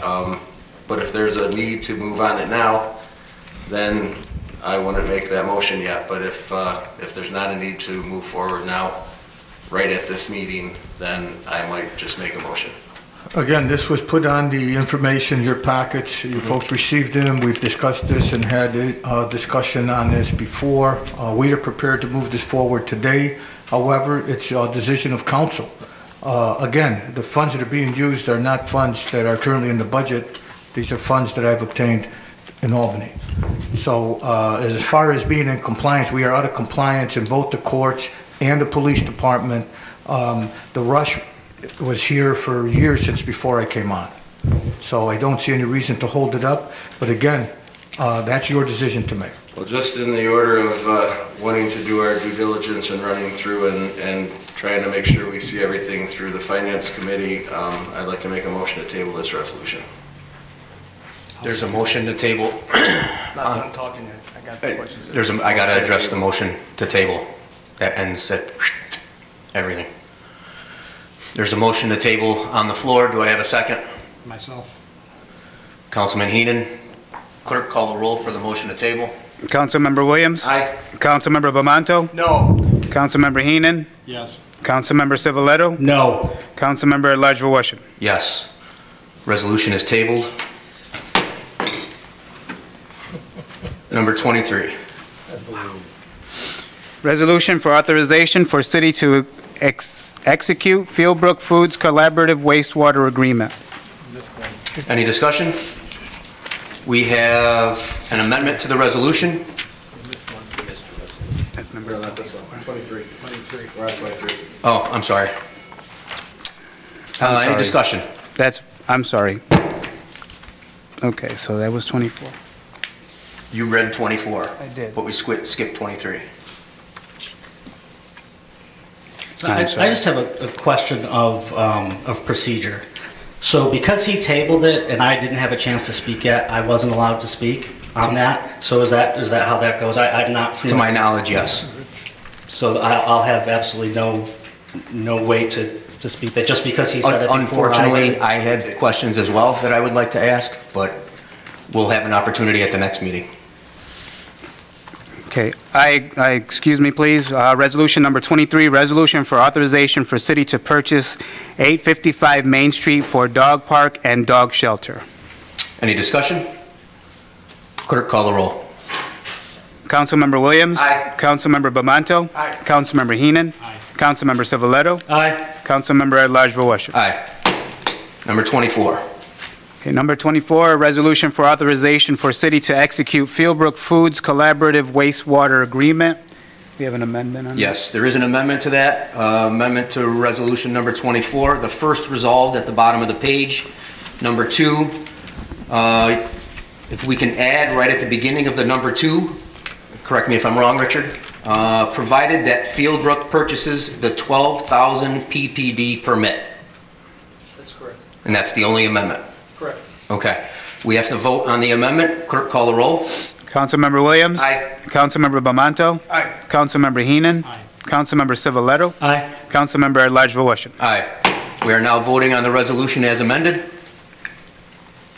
Clerk, call the roll. Councilmember Williams? Aye. Councilmember Bamanto? Aye. Councilmember Heenan? Aye. Councilmember Civiletto? Aye. Councilmember at-large Wilson? Aye. Number 25. Resolution for authorization for city to fund settlement of Spinoza job misclassification claim. Any discussion? Councilman Bamanto? Richard, do you have any more information other than what you already spoke earlier? Here's the thing, and I want to address the public because there was a lot of emotion behind this decision and behind the reaction to it, I understand. And I think some of the folks who spoke earlier raised some genuine questions. And I think we can break this down into 3 separate sub-issues. The first is whether the misclassification case legally is what it is. And by all indications of state law, federal law, case law, it is. The other element of that, and Ms. Pinkowski raised the issue of the slippery slope or opening a can of worms. Are there other city or former city employees who fall under this classification who should have been classified as employees? Maybe. We have to deal with that as it comes. We only know of this one because the issue was raised. And again, this was a situation not of our making, of this administration or this council. This is a situation we inherited. And it isn't a question of intent, so it isn't about pointing fingers at previous administrations and the department heads that were involved there. It just is what it is. Now, there's another element of that, and that's the personalities involved and the people involved. And I understand that there's a lot of strong feelings, and there are other surrounding issues that can't be mentioned here that color that discussion. And I'm not insensitive to that, but as I said before, this is an issue that is pretty cut and dry. That checklist that Mr. Civiletto read off, I have copies here for anyone else who wants one. It is what it is. Are there other people, and is this an issue across the board? Yes. This isn't just a City of Dunkirk issue. Microsoft just settled a huge lawsuit because a lot of their programmers and engineers were classified as independent contractors and they were misclassified. This happens a lot, and it's happened traditionally. It's nothing new. But this issue was brought to light now, and this administration and this council has to deal with it. It is what it is. And Ms. Pinkowski's right. They could sue for the moon. It doesn't mean they're going to get it. But I can tell you from having practiced law for 7 years and involved in several civil lawsuit settlements that the city's insurer, if they even cover it, will settle for probably something along the lines of 35 to 55% at minimum of whatever the demand is. And if you're talking about a demand that, based on a letter by Ms. News's attorney, would have been upwards of 1.67 million, even if we settle for 30% of that, that's more than 3 times what we're settling for now pre-lawsuit.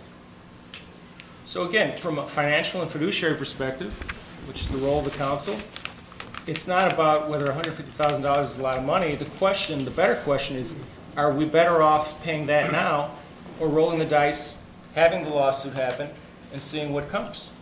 That's the question for the council to vote on. My department and the labor attorneys I work with that we have on retainer, we'll deal with it either way. Ultimately, it's the city council's decision whether to fund settlement or whether we allow the lawsuit to happen and take it from there. Thank you.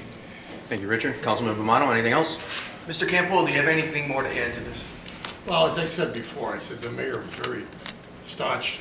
He wanted to fight this at the beginning. This all came about. And as time went on and we talked to various councils around the state, including the NICON people, it became very apparent there was no way we could win this. And the amount of money we would have had to put in to try and win it was ridiculous. So we went from here to we're right here right now. So the point being, we had to put in, if we were going to fight this, we would be spending more money just to fight it. Oh, exponentially more. Thank you. Anything else, Councilman Bomano? That's it. Any further discussion? Clerk, call the roll. Oh, I'm sorry, Councilman I was Williams. going to have more discussion on this. I just wanted to wait for everybody, just so in case at the end of it I decided to make any other motions, that I would give everybody a chance to talk about it. We talked about it in the workshop, and just I'd like to ask the question so it's on the record too. What was the date that we received this letter from the attorneys? It was in August of 2018. Okay, and did they say in the letter, was that they were notifying you of a civil suit, or was that? It was potential for a civil suit. It wasn't a demand, or it wasn't a lawsuit per se. We haven't been sued. It was a letter basically proffering settlement pre-suit. What that means is they said, here's the situation, here's the facts, here's the law. We'd prefer to settle this amicably than sue it. But if we have to, we'll have to sue it. And so we began discussions then, culminating in this settlement that we're presenting before you today. So on a civil suit that would possibly be coming, is there a statute of limitations in there? There may be for some of the claims, but the issue is it would have been a mitigation issue. So even if there's a statute of limitations, she was an independent contractor as of a few years ago. And so the question then becomes, how much of that gap do we have to fill? But there's still a gap that we would have to have filled. And if you're looking at 14 years at $150,000, so maybe if it was 5 years, it would be, do the math, it would be less than that. And I just noticed when I got to City Hall today, when I checked my mailbox, that there's a thing from the Colligan Law Firm in there. So I have not had the time to read that yet. I also too want to say that when we did take office in 2016, some of us that took office then, we did realize that then, and we did correct that. And I think it's a slap in the city's face that this lawsuit or potential lawsuit is even here. I think it's very disingenuous that we tried to right a wrong in 2016. And the thanks we get for it is, hey, now that I made the union and I got protection, I'm going to sue you so you can't do anything to me. I think that it's really hard for me to sit here and think that that's something good. I have a really bad feeling about the whole thing of it, and I don't know where I want to go with this. I know I did see some statute of limitations, so if we fixed it in 2016, she's no longer wronged. So in a civil suit, if she's gonna go there, does that still hold the 90 days for her? Here's the issue, Don, and I understand how you feel. You're not alone in those feelings. I've had this discussion with several folks, both inside and outside of City Hall, and I acknowledge that. But this isn't about feelings. This is about misclassification.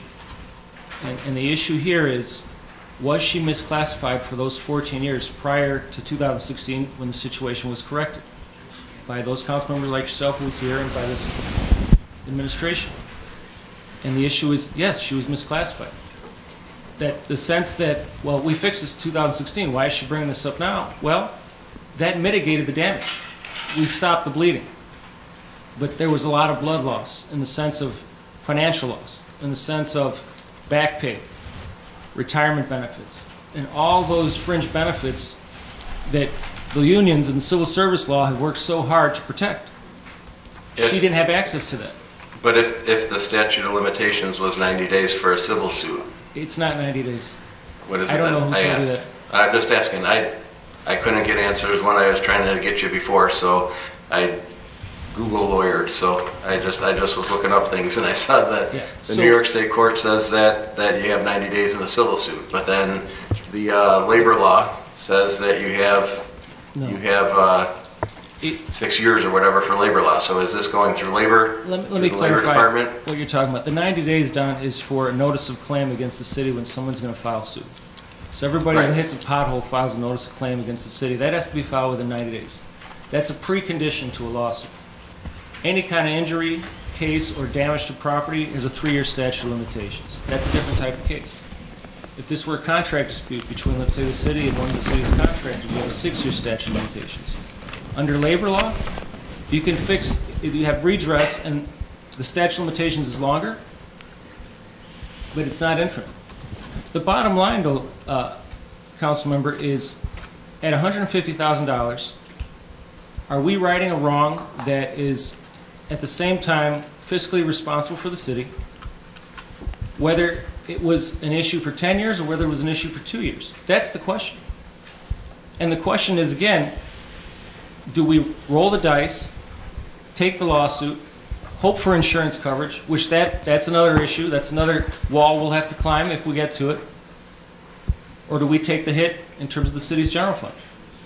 And I can tell you, based on my experience and based on the experience and the legal counsel we received from both our retained counsel and NICOM, that this was the path of least resistance and this was the financially responsible decision for the city.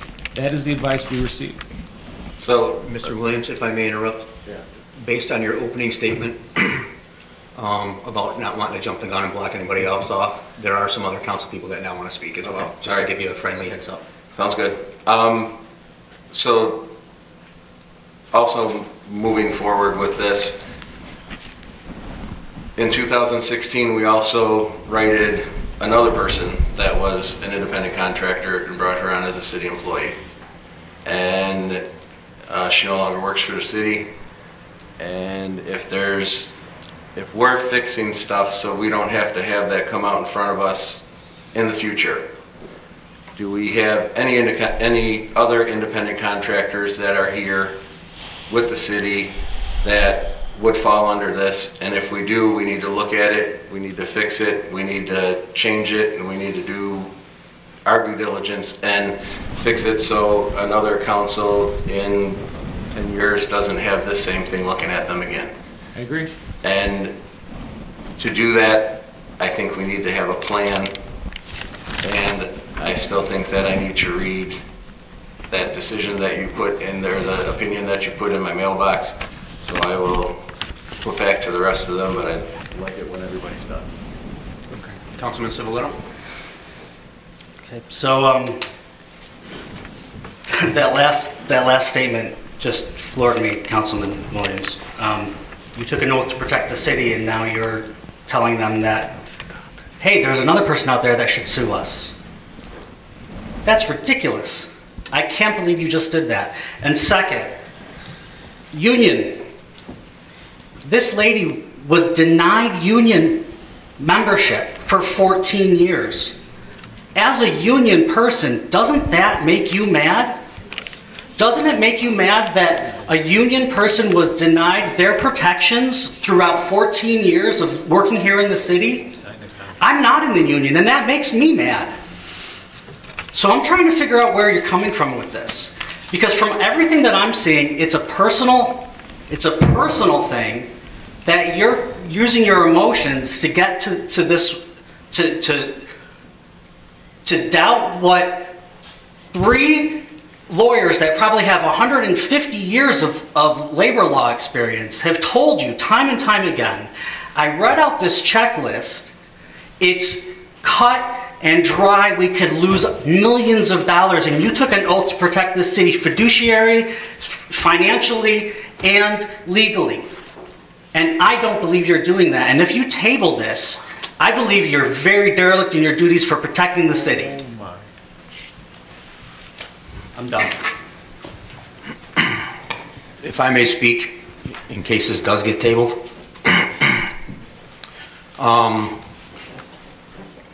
I understand what you gentlemen presented us with this evening. And working for a company that had independent contractors under their umbrella as well, I understand I understand why we did this when we first came in office. I get it. I understand it. So in that respect, and I understand the checklist that Mike read, and everything that I am being told by the people we are supposed to trust, by the books that we are supposed to read, the law books, by the department heads that we hired to give us the correct advice. Everything that I am being told by those individuals is that this is a good thing and we need to do this. Okay, so I'm putting my trust in them and their opinion, and the opinion of law and the outside attorneys that we have as well. In that respect, I understand this and I'm in favor of this. However, today this is a very emotional issue, obviously. Today at this moment, it's a very emotional issue. We can't let emotions take control of how we vote on city matters, whether we personally like them or not. So in that respect, I would like to implore everybody to take the emotions out of this. You're going to vote however you're going to vote for whatever reason you're going to vote for. I understand it. But I also have, because of everybody that brought questions forward today, here and now. I knew what I was going to do before I walked in this room today. But because of the questions that were presented by some individuals today, I do have some questions that I would like to ask, but not in a public forum, due to liability issues, and due to the emotions. I just want everybody to know where I stand with this. It is whatever happens after I get done speaking, that's where I was walking into this room. That's what I'm taking into consideration based on the emotions and everybody talking today. And I'm putting those things together, and I would like to come to a professional, intelligent decision on this matter, and I don't feel that as a group we might not be able to do that today. That's my personal opinion. That's all I have to say. Councilman Bamonto? If you feel we need to do this as a group just right here, we can go in executive session.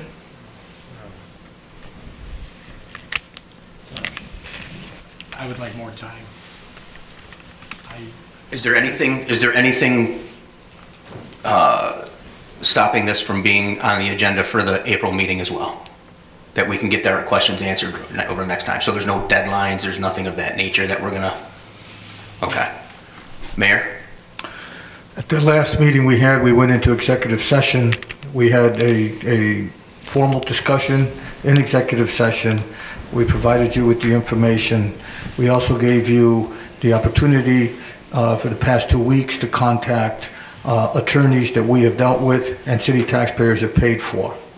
If this council decides that they still want to fight, that's okay. We can fight. But in the end, if it costs taxpayers money, that we already are being told by professional attorneys that we can't win for things that happened 14 years ago, then I don't believe that you're doing your due diligence. And I just want that to be on the record. I, for one, wanted to fight this. I don't like the fact that we're in this situation. Unfortunately, we can't change the past. So what we presented to you, as I told you a couple weeks ago in executive session, is what we have to present today. We can go to executive session again today, and we'll present to you the same facts that we brought 2 weeks ago. We do have, to remind council, we do have a meeting next Monday, a special meeting as well. It's true. We could bring this up again. So, Mr. Heenan? Is this the appropriate time to make a motion to table? No. Are you making a motion or are you asking me? I'm asking you if you say yes, then I'd like to make a motion to table this. There's a motion to table on the floor. Do I have a second? Second. Councilman Williams, clerk call the roll to motion to table.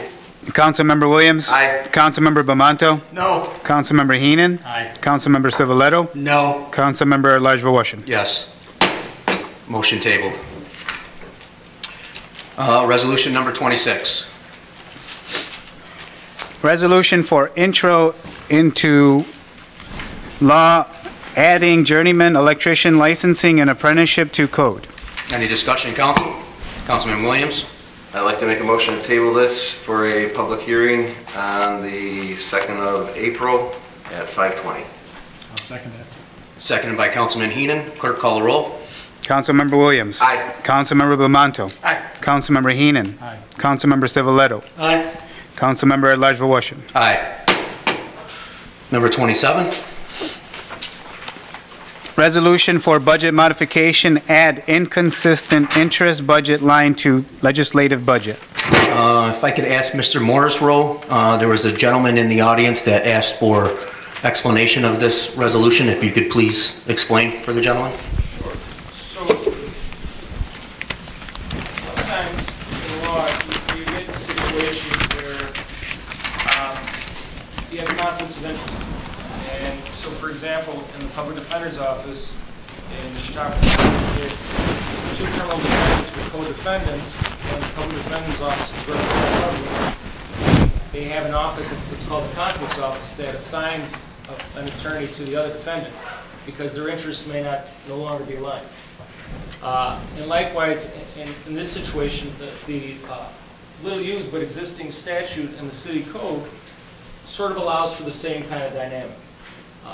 And as I quoted in the resolution, essentially it was created if ever there was a situation where there was a legal issue, where there was a difference of opinion between different parts of government, whether it's different departments, whether it's between the legislative branch and the executive branch, etc., where essentially the city attorney in that role has to step back because we represent the whole city. And so our department has to sort of take a step back and say, well, it's time to get second opinions. Both sides can get second opinions from outside counsel. And I think that's what it was created for. Now, there are questions with that, in that we do have a third-party sounding board in the NICOM that we currently pay for in city budget. And the other issue that comes up when you do that, because again, from my understanding, it hasn't been used much historically, is what if it's not about a legal issue? What if it's a difference of opinion? What if it's a feelings issue that I think Councilmember at large rightly pointed to regarding the one resolution? What if it's a political issue because we're in a political election year? Does that become a legal issue that becomes a legal conflict question? These are questions that this council has to answer for itself when doing that, because again, me as city attorney, if I'm caught in the middle, I can't mediate those. To a certain point I can, but at a certain point I have to step back and say, both sides need to seek separate legal opinions. In the almost 2 years I've been here, I haven't had that situation yet. But maybe it will exist. So it is allowable per the code to do that. Again, not having been in Dunkirk, before 2017. I don't know when that's ever been invoked. I don't know, but it exists. I have a question for you. If this resolution were to pass, creating that $5,000 line, what needs to happen in order for a council person to spend money out of that line? And the reason I ask that is because if you have a rogue councilman, Sure. and they want to get a legal opinion and blow the whole $5,000 on for something, and the other four are just like, whoa, wait a minute, time out. What's the vehicle to put it in motion in order to spend that money? Well, Since it's already in the budget line, Right. it doesn't need a resolution. right. What's the vehicle to allow that council person, whether they be rogue or whether they not be rogue, whatever, to access that money? That's a good question because the city code is silent on that. There is no protocol, there's no mechanism, at least written in the code. What I would say based on prior experience is it would essentially have to go to writing. You know, a councilman would have to draft a letter where essentially the law department would say, okay, or, you know, it could be among the council members and say, there's a legal issue here that's in dispute. We need outside opinions because the city attorney's office is now in the unenviable position of having to mediate a dispute and answer the questions where sides are at odds. I would say you start it with putting something in writing. But as to your question in terms of the mechanics of how that all would work, we're in uncharted territory. It hasn't been done, that I'm aware of, it hasn't been done before, and there's nothing in the code to give us guidance on that. Is there a vehicle in order to create a line item specific, not a line item, but verbiage specific to this resolution, if it were to pass, that would mandate a resolution in order to spend a penny out of that particular line item, or is that not allowable It's allowable. through Treasury?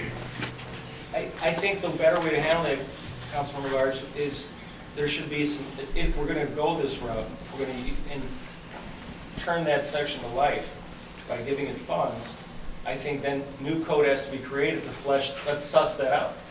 Let's suss that out and let's create a procedure so that if somebody does want to invoke it, the procedure's there, and you know, maybe one of the steps is a resolution. To me, that makes logical sense, but again, there's nothing in the code to say one way or another. So my recommendation is, if you decide today to fund it, but then we should probably introduce some local law language that susses out a procedure for doing so. And we could borrow from, like I said, other types of law practice where there are these conflicts office and see what their mechanics are. We could explore that if the council so decides. Okay. We discussed this during budget time, and I was for it during budget time, just to fund the line item, just in case there are conflicts due to emotions or politics or other things in nature. Sure. Stuff like that does happen, even though we don't want to admit it. Things like that do happen, and just because the $5,000 is there doesn't mean it's going to be spent. It's just a budget line item. However, my fear is what I just discussed, having a rogue councilman or two rogue councilmen or something of that nature that just want to spend the money without having to have permission or a majority vote in order to do so. Right. So I think the way to handle that is, if you just do decide to fund the line, I would add language to this resolution just saying, make it contingent upon creation of local law language in the city code that creates a procedure for doing so, so that it isn't haphazard. So we have a roadmap, so to say. Okay, thank you. Councilman Heenan? Andy, I'll do this the best I can. At one time in the Chautauqua County Legislature, the legislature did have their own attorney. They cut it just because of budget cutting cost. They have a lot of faith in a well-respected attorney up there, Steve Abdallah. And when we went to just use Steve's office with both the executive branch and the legislative branch, it was always known that if we ever felt there was a conflict, that Steve would address that. With that being said, I think we could probably go back to, it's probably a good half dozen or more years, it might even be 10 years, to see how the legislature handled that previously, or how they chose to do it after they released their attorney at the time. Councilman Civiletto? So we talked about this during budget, and it got voted down.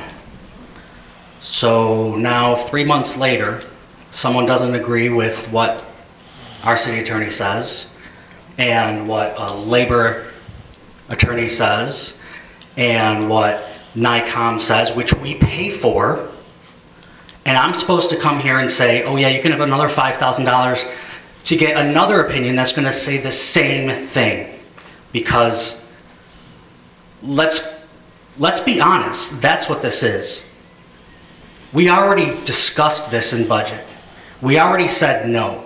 And now all of a sudden someone doesn't agree with 3 sets of lawyers, and now it's a good idea. I don't understand. I am flabbergasted that we are supposed to be protecting the money of the city, and we decide that after we talked about it in budget, and we had a long discussion about it in budget, and it gets voted down, that now all of a sudden it's okay just to say, well, I guess we were wrong because one of the lawyers said that something that I don't like. Well, you know, the law is the law. And when 3 groups of lawyers tell you what it is, that's what it is. So I'll be voting no on this, a strong no, protecting the money of the city of Dunkirk. Councilman Williams? I just want to say that I just want to say that I am the sponsor of this, and there are reasons why I did it, and I'd like to remind Councilman Civiletto that in the budget time, there was never a motion to put any money in there. There was discussion, but there was never a motion to put that in the budget, so we really never voted it down. The discussion just went away and nobody made a motion on it. And I'd also like to go to Rich. It's my time now. I want to ask Rich some things. Mr. Moristro, you and I, we get along pretty well, I'd say. On this one issue that was kind of a hot topic, I asked for some different things, and you had answered back on some different things with it, and I didn't feel that I was getting the information that I was asking for, and I wanted a way to get the information that I was asking for, and I felt like I was getting hoops to jump through to get it. I don't by any means try to say that I don't think you're a good attorney. I'm just saying in that instance, I wish I had another alternative. So then when I talked to you about putting money in there, that was so that I could have an alternative at the next time. And this is just putting money on a budget line that hopefully we won't ever have to use.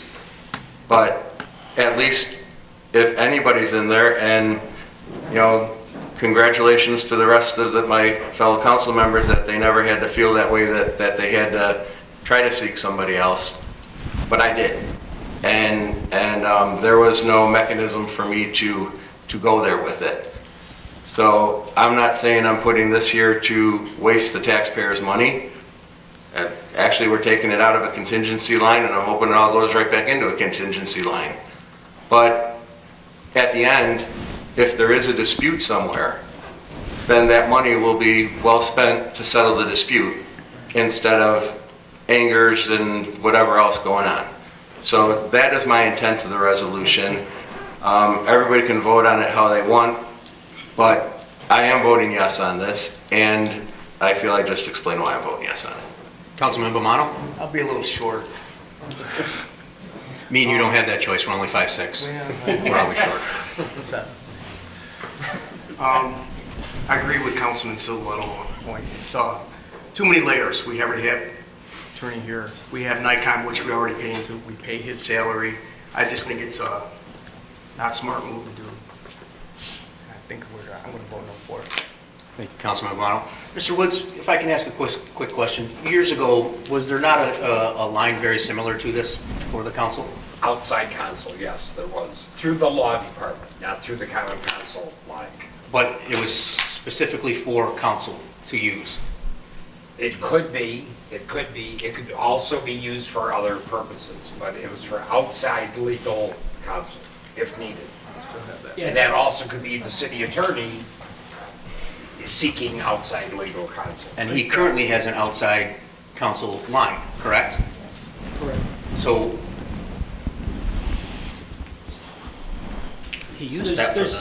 Just so I can clarify, just to follow up on Mark's comments, there's two separate sections in the city code, and the special counsel section also exists in the charter, and that's for getting specialized outside attorney help. For example, when we have bond counsel, when we have bond issuance. Yes. Or in the case where I'm not a labor law attorney by trade or by experience, so I brought in somebody with a specialty in that, et cetera, et cetera. Correct. That's the special counsel section. This section is in the city code, which is essentially a conflict section. Exists on paper, but again, has never been sussed out in terms of mechanisms, and that I'm aware of hasn't been funded at any time in recent history. It's different. So again, all I'm saying is if the council decides to vote for it, I would also ask the council then have a companion resolution come later that susses out mechanics for using it. Okay. Marcia, this line item that's created for clarity purposes would fall underneath our particular department's budget, or it would still fall underneath his budget, but specific to council? No, I believe we were putting it directly under your. Just wanted to clarify that. Any further discussion, questions, or concerns from anyone? Clerk, call the roll. Councilmember Williams. Aye. Councilmember Bamanto. No. Councilmember Heenan. Aye. Councilmember Civiletto. No. Councilmember at-large Washington. Aye. Number 10, new business. Anybody walking in with anything? Seeing none, motion to adjourn. So moved. Councilman Williams with the first, Councilman Heenan with the second. Councilmember Williams. Aye. Councilmember Bamanto. Aye. Councilmember Heenan. Aye. Councilmember Civiletto. Aye. Councilmember at-large Washington. Aye, meeting adjourned.